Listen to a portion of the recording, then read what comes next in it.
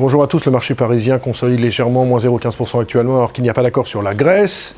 Il y a une réunion de l'Eurogroupe prévue à partir de 13 h, mais il y a certains points de friction, notamment sur le départ en retraite voulu par le FMI à 67 ans, ce que les Grecs ne veulent absolument pas.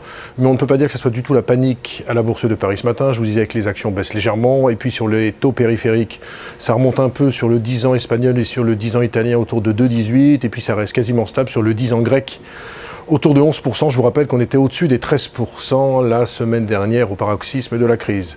Aujourd'hui à Paris, il n'y a pas grand-chose sur les valeurs. Odo est à l'achat sur Sodexo avec un objectif de cours de 100 €, mais l'action Sodexo perd 3%.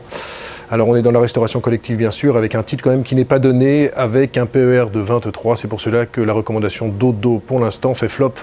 Et l'action ne monte pas. Moi je suis assez mitigé sur Sodexo pour l'instant. Il faudra attendre la mi-juillet. Et les résultats du groupe. Autre valeur qui fait parler d'elle, c'est Solocal, 5e séance de hausse consécutive, plus 6%, alors que la Société Générale est à l'achat sur la valeur avec un objectif de cours de 0,57 €. Alors Solocal, le gros problème c'est l'ex-page jaune. Il y a un changement complet de business model. L'action n'est pas chère, si on raisonne en termes de VS sur ROC, ça doit valoir 5 fois. Par contre, en termes de dette, c'est extrêmement élevé. Le groupe a du mal à refinancer, à restructurer sa dette.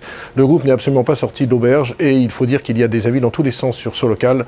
Moi, je reste quand même à l'écart du groupe parce qu'il faut vraiment une vraie restructuration et surtout, il faut que le passage de l'annuaire papier à celui du numérique se traduise dans les faits par de forts bénéfices. Bref, il faut mieux rester à l'écart.